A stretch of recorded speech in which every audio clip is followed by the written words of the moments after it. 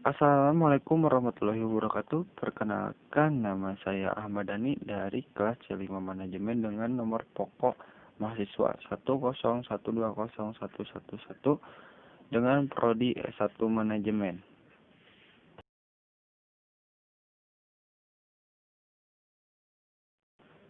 Di sini saya ingin menjelaskan tentang pemahaman materi Marifatul Insan.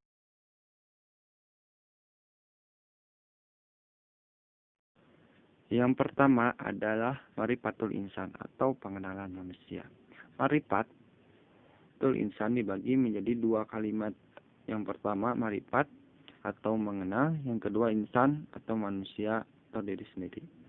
Marifatul Insan yaitu mengenal diri sendiri. Ada beberapa unsur manusia. Yang pertama jasad, yang kedua kod, yang ketiga pikiran. Jasad sebagai pelaksana apa yang dilakukan oleh hati dan direncanakan oleh akal. Yang kedua, kod atau hati merupakan sebuah organ yang terdapat dalam tubuh yang menentukan baik dan buruknya manusia. Yang ketiga, pikiran atau akal adalah suatu keistimewaan yang diberikan oleh Allah Subhanahu wa taala untuk berpikir secara baik. Tujuan manusia diciptakan yang pertama sebagai khalifah. Manusia diciptakan oleh Allah Subhanahu wa taala sebagai pemimpin atau khalifah di muka bumi ini. Yang kedua, ibadah. Manusia diciptakan oleh Allah Subhanahu wa taala hanya untuk beribadah kepada Allah.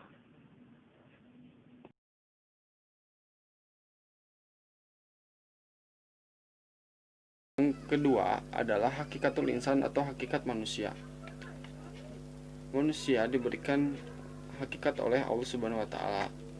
Dalam hakikatul insan terbagi menjadi tiga. Yang pertama makhluk, yang kedua dimuliakan, yang ketiga dibebani. Makhluk adalah sesuatu yang diciptakan oleh Tuhan untuk selalu berdoa dan bersujud kepadanya. Dalam makhluk terdapat al-fitrah yaitu kesucian atau bakat pembawaan. Lemah, manusia diciptakan oleh Allah Subhanahu wa taala dalam keadaan lemah. Bodoh, manusia diciptakan dalam keadaan bodoh. Fakir, manusia diciptakan dalam keadaan fakir. Dimuliakan, ditiupkannya ruh kepada manusia, dimilikinya keistimewaan dan ditundukkannya kepadanya. Yang ketiga dibebani, yaitu dibebani dengan al-ibadah atau ibadah. Al-hilafah menjadi hilafah di muka bumi ini dan bebas memilih. Yang terakhir balasan baik, mendapatkan surga maupun neraka. Yang ketiga adalah taqwatul insan atau potensi manusia. Potensi manusia adalah suatu anugerah yang diberikan oleh Allah Subhanahu wa taala. Karena manusia diciptakan dalam bentuk yang sempurna dengan kemampuannya, maka Allah membekali manusia dengan segenap potensi yang ada di dalamnya. Potensi manusianya adalah potensi pendengaran, potensi penglihatan, potensi hati. Menurut sains, hati merupakan kelenjar terbesar dalam tubuh manusia. Sedangkan menurut Al-Qori dan Al-Muhasibi, hati adalah pemimpin yang mengatur semua kegiatan yang mengatur kepada roh dan jasad, dan diberikannya tanggung jawab. Yang pertama al-amanah dan al-khianat. Yang keempat adalah nafsul insan atau jiwa manusia. Menurut pandangan Islam, jiwa adalah diri seseorang itu sendiri. Nafsu terbagi tiga tingkatan. Yang pertama, nafsul mutmainnah adalah jiwa yang mendapat ketenangan dari Allah Subhanahu wa taala. Yang kedua, tarik menarik dengan al-hawa atau syahwat. Yang ketiga, dikendalikan al-qalbu atau jasadnya dikendalikan oleh nafsu. Kemudian, arti kata nafs dalam Al-Qur'an adalah jiwa atau sesuatu yang memiliki eksistensi dan hakikat. Nyawa yang menyebabkan adanya kehidupan. Sifat-sifat manusia. Yang pertama adalah kebaikan dan kejahatan. Sifat pada diri manusia, perasaan dan indera yang diberikan oleh Allah Subhanahu wa taala.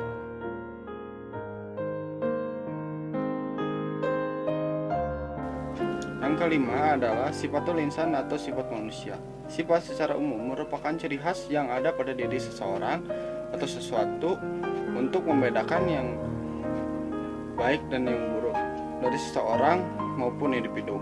Setiap individu pasti mempunyai sifat yang berbeda dari yang lainnya.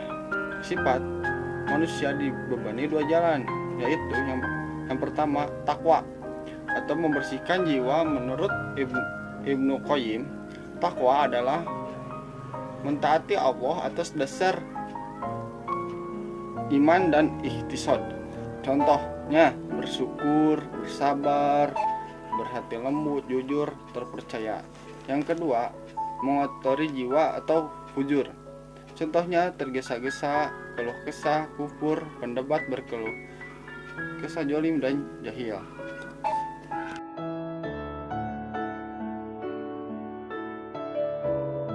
Yang keenam, hakikat al-ibadah. Ibadah berasal dari kata abada yang berarti menghamba atau bersujud kepada Allah. Untuk memahami hakikat kepada Allah Subhanahu wa taala, yang pertama, merasakan banyaknya nikmat Allah Subhanahu wa taala, merasakan keagungan Allah Subhanahu wa taala. Untuk memahami makna ibadah sebagai tugas manusia, yang pertama, tujuan menghinakan diri, tujuan kecintaan, tujuan ketundukan kepada Allah Subhanahu wa taala. Sekian dan terima kasih. Wabillahi taufiq wal hidayah. Wassalamualaikum warahmatullahi wabarakatuh.